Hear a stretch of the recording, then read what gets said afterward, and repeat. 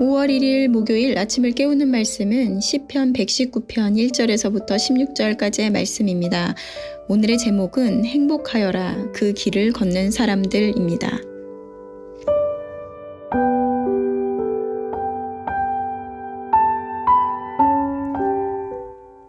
오늘부터는 시편의 말씀으로 아침을 깨우는 말씀을 함께 하는데요. 오늘 시편 말씀은 진정한 복을 누리는 자들은 어떤 자들인지에 대해서 말씀하고 계십니다. 오늘의 제목은 행복하여라 그 길을 걷는 사람들이라고 되어 있는데요. 행복. 인간은 누구나 행복한 삶을 꿈꾸며 살아갑니다. 행복은 자신이 원하는 욕구와 욕망이 충족되어 만족하며 즐거움과 여유로움을 느끼는 마음의 상태를 말한다고 사전적으로 정의하고 있습니다. 오래전부터 철학자, 과학자들은 이 행복이 무엇인가, 사람은 어떤 때에 행복을 느끼며 그 조건들은 무엇인가 끊임없이 연구해 왔습니다. 하지만 그 행복이란 말이 실체가 있는 것이 아니기에 개인이 정의하는 주관적인 것이라 이야기하기도 합니다. 여러분들은 행복하십니까? 행복합니다 라고 생각하신다면 무엇이 행복이시라 생각하십니까? 우리는 대부분 이것을 어떤 감정의 상태에 따라 행복하다, 불행하다를 이야기합니다. 하지만 행복이란 그때그때 상황과 환경에 따라 달라지는 감정이 아닐 텐데요. 그리스의 철학자 아리스토텔레스는 행복에 대한 정의를 이렇게 이야기하였습니다. 자기에게 어울리는 일을 탁월하게 수행할 때 가장 행복한 것이다. 그런데 자기에게 어울리는 일, 그것이 단순히 직업의 의미는 아닐 텐데요. 그것이 무엇인지 세상은 알지 못하고 여전히 방황함으로 찾아 헤매고 있다라는 것입니다. 우리가 주일 설교에서 신명기 말씀을 통하여 들은 것과 같이 모세의 삶을 통해 우리에게 보여주고자 하는 것은 그가 하나님의 말씀에 그의 마지막 한 방울까지 순종함으로 그의 사명을 이루어냈기 때문입니다. 어찌 보면 세상의 철학이 행복한 삶을 사는 것의 중요한 본질에 가까이 갔으나 자기에게 어울리는 일, 인간 존재의 그 목적이 무엇인지 발견하지 못하므로 끊임없이 방황하고 공허하며 채워도 만족하지 못하는 삶을 살아가는 것입니다. 오늘 말씀은 그 행복, 실체가 없는 것이 아니라 감정과 느낌에 따라 변하는 것이 아니라 진정한 행복이 무엇인지 말씀해주고 있습니다.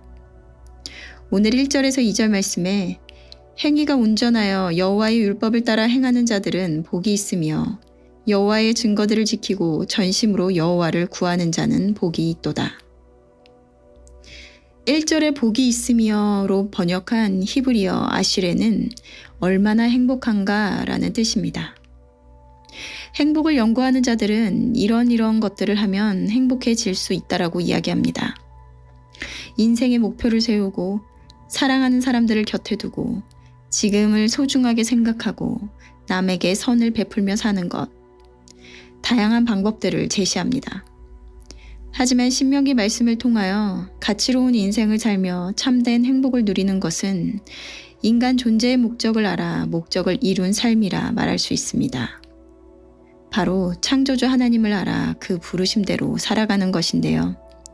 방금 읽은 말씀에는 행위가 온전하여 주의 율법을 행하는 자들은 복이 있다고 말합니다.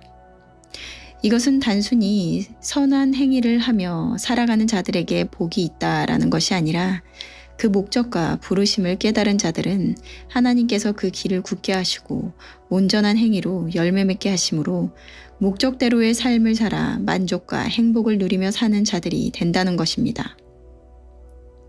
여호와를 전심으로 구하는 것, 전심으로 주를 찾는 것, 이것은 자신의 존재가 어디로부터 온 것인지 깨닫고 무엇을 구해야 하는지 아는 자들일 것입니다. 많은 젊은이들과 학생들은 자신이 무엇을 해야 할지 잘 모르겠다고 말합니다.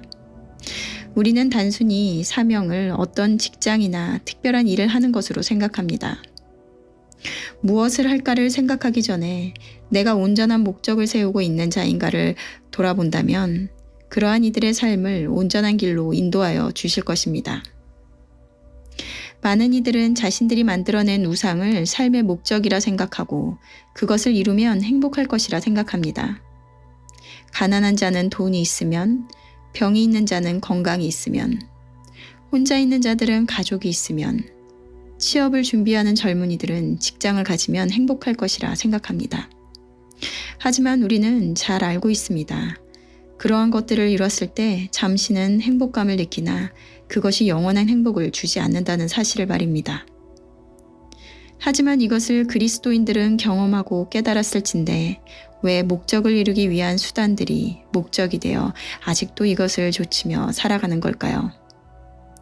오늘 시편 기자는 내가 전심으로 주를 찾아 싸우니 주의 계명에서 떠나지 말게 하소서라고 말합니다. 무엇이 진리인지 알며 진정한 행복을 가져다 주는 것은 외부의 조건에 있지 않고 우리의 존재의 이유를 알아 부르심대로의 목적대로의 삶을 살아갈 때 그것이 세상이 말하는 허상으로의 행복이 아닌 진정한 행복을 주는 것임을 잊지 말아야 할 것입니다.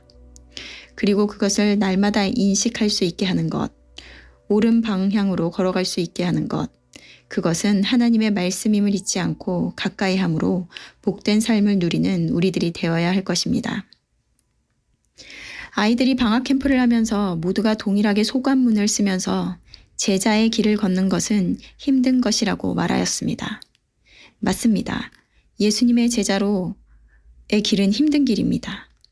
하지만 외부의 조건은 나의 육체를 힘들게 하나 그 목적지까지 온전히 걸어가고 있다는 것, 이 길이 틀리지 않고 그 목적지까지 바른 길로 걸어가고 있다는 것은 나를 안심하게 하는 것이며 그 피니시 라인에 가까이 가고 있다는 것이 소망이며 행복인 것입니다. 오늘은 각자 행복이 무엇인가 정의하며 나는 행복한 삶을 살아가고 있는가 질문해보는 오늘이 되었으면 좋겠습니다. 함께 기도하시겠습니다. 하나님 감사합니다. 시편 말씀을 통하여 진정한 행복이 무엇인가 그리고 그 행복을 누리는 자들임을 감사함으로 하루를 시작할 수 있게 하심을 감사드립니다. 많은 사람들이 행복하게 사는 것이 인생의 목적이라 이야기합니다. 저마다의 행복의 기준으로 노력하며 살아가지만 여전히 공허함과 허탈함 가운데 살아가는 것을 봅니다. 우리 존재의 이유와 목적을 모르고 영원히 채워질 수 없는 헛된 것을 좇으며 살아가기에 그럴 수밖에 없는 것임을 고백합니다. 말씀을 아는 우리는 하나님의 부르심에 응답하고 그 말씀대로 살아갈 때 일시적 감정이 아닌 참 행복을 누릴 줄로 믿습니다. 오늘도 각자의 자리에서 진정한 행복의 기준과 내가 가야 할 길이 무엇인지 묵상하며 발견하는 오늘이 되게 하여 주시옵소서. 감사드리며 예수님의 이름으로 기도드렸습니다. 아멘.